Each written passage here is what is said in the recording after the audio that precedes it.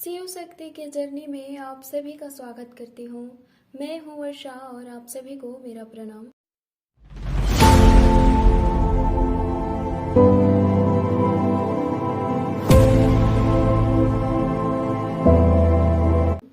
Soul contract का नाम आपने अवश्य ही सुना होगा, पर क्या आप ये जानते हैं कि सोल कॉन्ट्रैक्ट हमारे जीवन में हमारे लाइफ का एक मेन पार्ट है।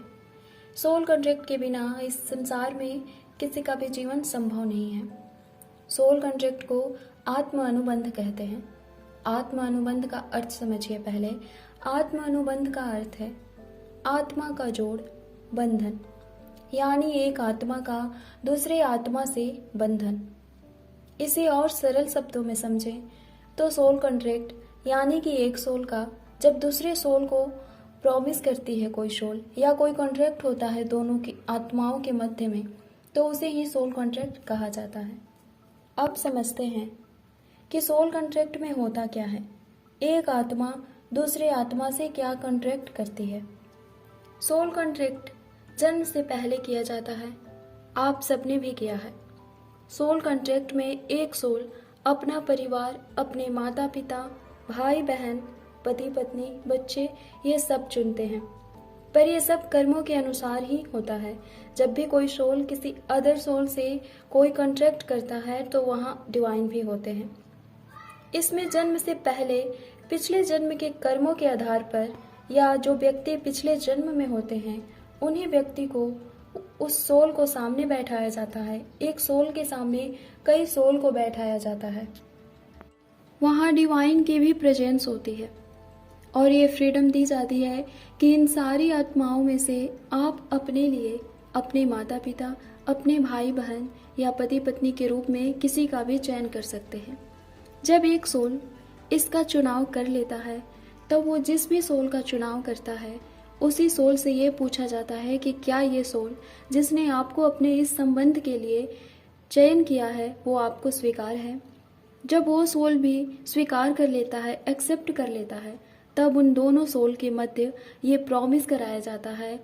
वो प्रॉमिस करते हैं कि वो जन्म लेंगे तो आपके बेटा या बेटी, भाई बहन, माता पिता या जो भी संबंध के लिए उन्होंने चयन किया है वो होगा उनके बीच।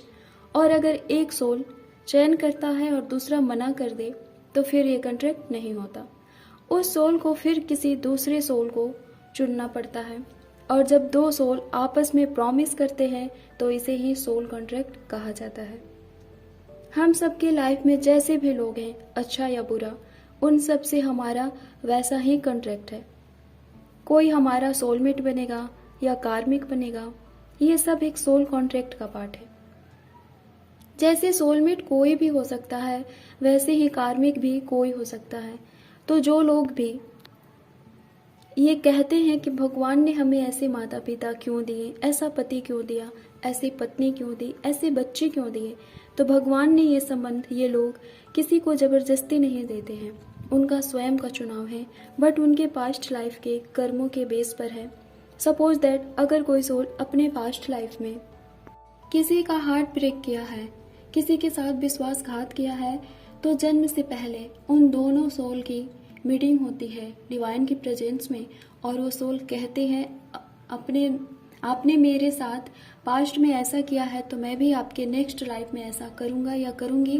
वो जिस भी जेंडर में जाना चाहते हैं उसके हिसाब से। वैसे सोल की कोई जेंडर नहीं होता है। और अगर वो सोल फॉरगिव कर दे उस अदर सोल को और उसके मन में प्रतिशोध की कोई भावना ना हो तो उनका कर्मा वहीं खत्म हो जाता है, रिजॉल्व हो जाता है। और उनके बीच अगर कभी कॉन्ट्रैक्ट हुआ भी तो पॉजिटिव होगा, निगेटिव कॉन्ट्रैक्ट तब नहीं होगा। निगेटिव कॉन्ट्रैक्ट जिनसे भी होता है वही कार्मिक बनते हैं। बट ट्विन फ्लेम के लाइफ में जो कार्मिक आते हैं उनके कॉन्ट्रैक्ट के 3 रीजन हैं। पहला तो कि कुछ कार्मिक ट्विन फ्लेम की अवेकनिंग कराने के लिए आते हैं, उनका वही कॉन्ट्रैक्ट है डिवाइन से और उनसे भी कि वो आपके लाइफ में कार्मिक बन के आएंगे, आपकी जर्नी को कंप्लीट कराने, आपकी जर्नी में हेल्प कराने आएंगे। वैसे कार्मिक को डिवाइन भेजते हैं ट्विन फ्लेम की लाइफ में। दूसरा रीज़न ये है कि कुछ कार्मिक कर्मा के थ्रू बनते हैं। तीसरा वो कि निगेटिव एंटिटीज के अंडर में होते हैं। निगेटिव एंटिटीज डिवाइन को अपना शत्रु मानते हैं और ट्विन फ्लेम डिवाइन के वर्कर होते हैं। वो डिवाइन का कार्य करते हैं, तो वो इसलिए ट्विन फ्लेम की लाइफ में किसी न किसी तरह जुड़कर उन्हें परेशान करते हैं। बट जिनसे भी हमारा सोल कॉन्ट्रैक्ट है, पॉजिटिव निगेटिव जैसा भी हो, वो सब हमने स्वयं किया है।